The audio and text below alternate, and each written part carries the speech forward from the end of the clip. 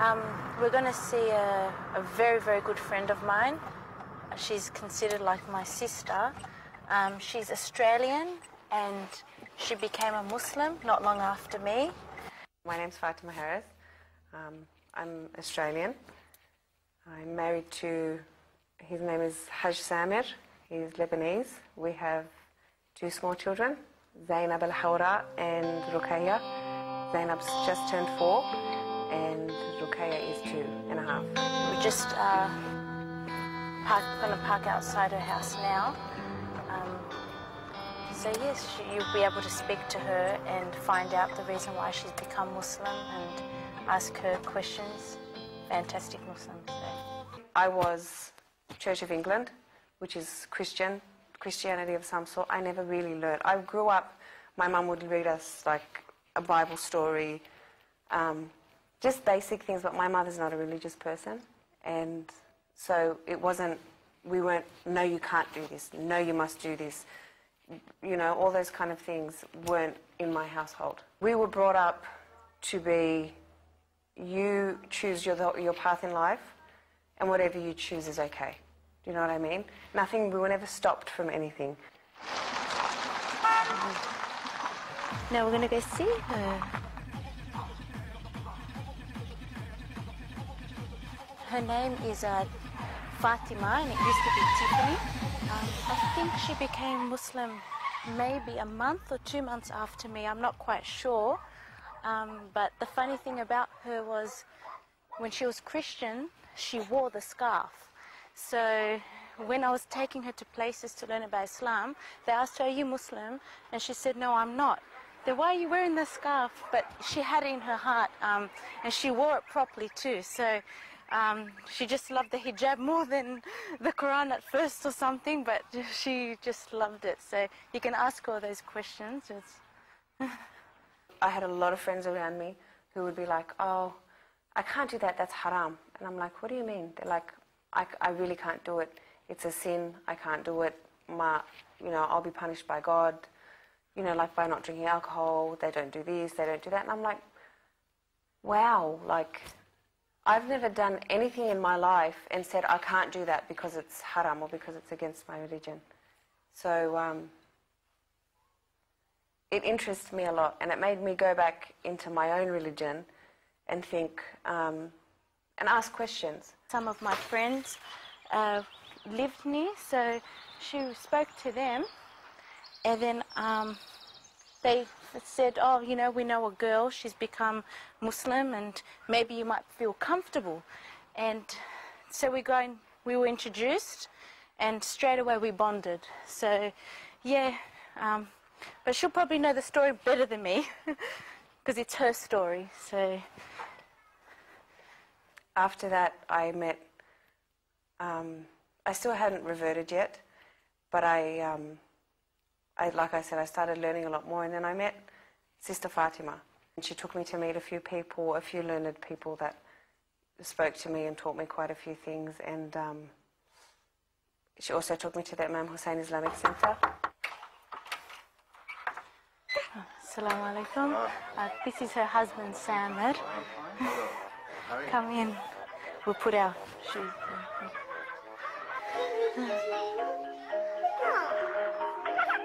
Salam, girls.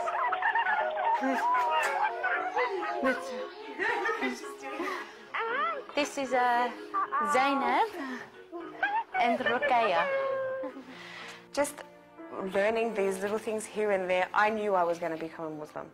It was inevitable to me that I was going to become a Muslim, but I think it was the waswas in my ear just thinking, hold on, but what if, and it was just, it was the shaitan keeping me back. But alhamdulillah, after everything, I put my scarf on when I went to the center and I never took it off. I stayed wearing it for 2 weeks straight. I had met people and they said, "Oh, well, mashallah, when did you become a Muslim?" And I said, "I'm not Muslim yet." And they're like, "Oh, mashallah, you're wearing a scarf." I'm like, "I don't want to take it off." I didn't want to take it off, but no, alhamdulillah, I remember I was with Sister Fatima at her house. She said, "Okay, so why aren't you Muslim yet?" She said, "You haven't taken your scarf off, you've stopped listening to music, you're doing everything." She goes, "Why aren't you Muslim?" I'm like, "Oh, but what if What? She's like, what do you mean, what if? What is it? And I said, well, nothing. There's nothing stopping me. She goes, okay, say this after me. She said, Ashhadu an la ilaha illallah and Ashhadu an Muhammad Rasulullah, Ashhadu an Ali and Waliyullah, and I became a Muslim. And it was at Julia's house in her lounge room. And as soon as I did that, I was just like, like I was born again, do you know what I mean? It was amazing. I can't explain that what I felt in my heart. I felt like a big blanket had just been lifted off me, and I could see perfectly. Thank you. Bye. I'm gonna take my toilet picture. What is that? I'm gonna take my toilet picture. So do you reckon Banks, there's going to be, it's Sunday afternoon. All the Yarrow ladies are going to be there. Okay. Jump in. I'll see you. At Tempe. Tempe? Yeah. Can you wait for us? Yeah. We're going to go to the big park. You know the one with the big swing? Yeah, that one. Go sit over there.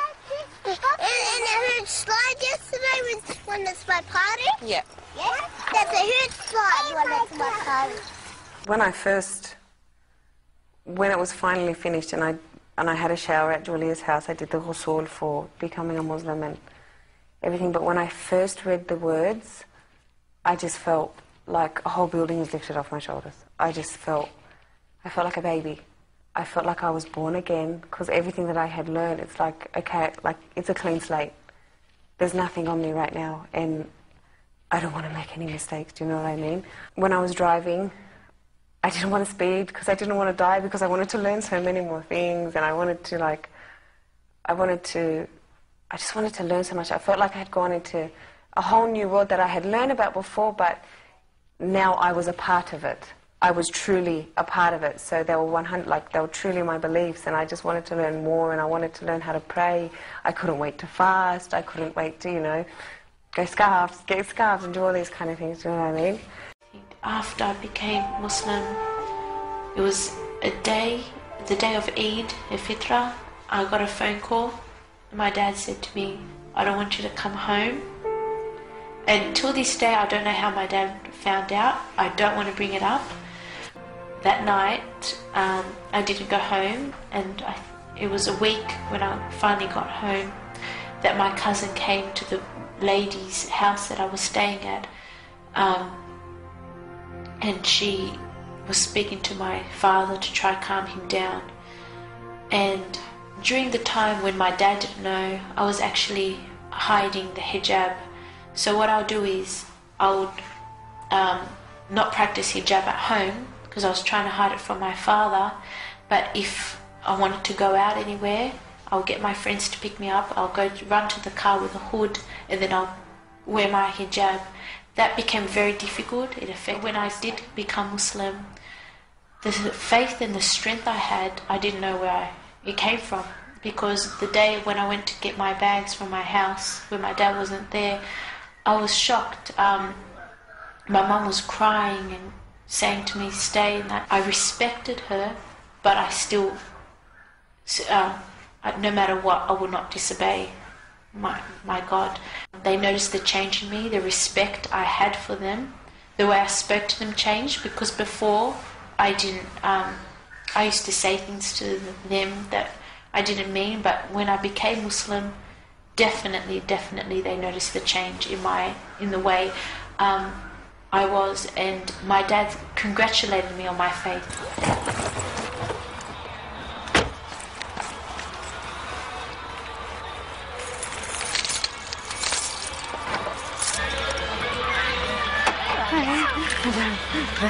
Lucky we didn't go to the park before we got excited. Oh, what channel this is? Come on. I didn't bring your bike today. They've changed it again. Yes, all the water shut off.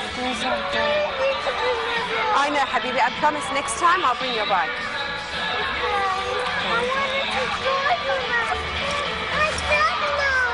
Zainab's here.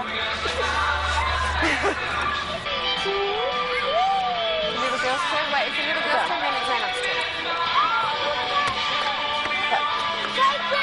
Oh, thank you.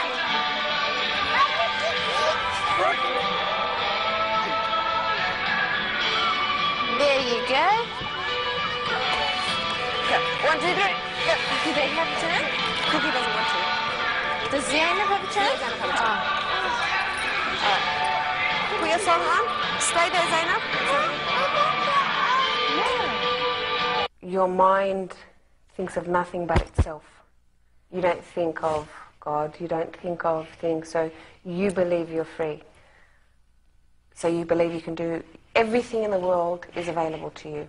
And to someone, a young mind, that's their freedom. But as you mature, and especially becoming a Muslim, it's not that that freedom stops, it's that a whole nother freedom opens. Like, especially in a scarf, people look at me and they believe that I'm trapped, I'm forced. You know, it's that around us, everyone sees, like people that are non-Muslim and don't understand, will see someone wearing a scarf and think, oh, the poor thing. I feel so sorry for her, you know. But they don't realize that this is freedom. This is the most freedom to me. This is freedom to protect myself, freedom to protect my, freedom to protect my modesty. And I believe I have freedom in a way I've never had before. And I've only realized that since I became a Muslim.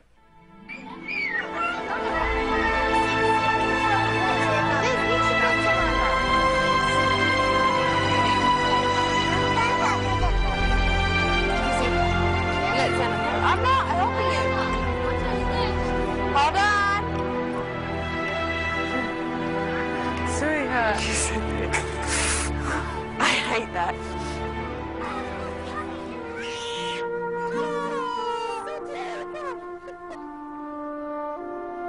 Where's your doggy? Where's your doggy? It's over here. Hurry up. Listen to me. Listen to me. Listen to me. I'm leaving. If you do not come with me, then I will leave you here. It will get dark.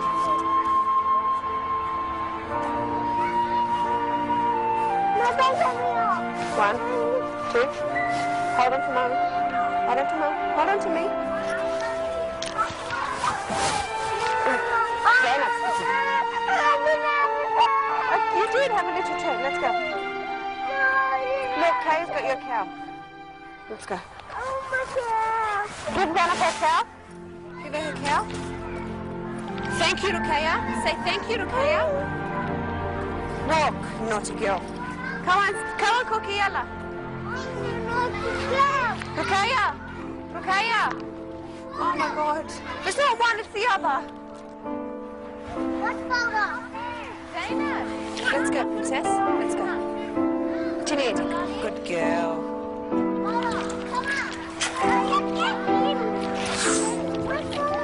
Stand up.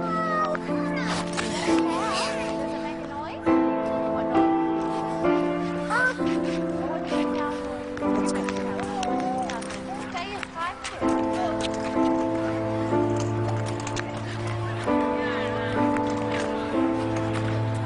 It's not as embarrassing as I thought it would be. It's alright. No, I mean being at the park level. Yeah, I know, yeah.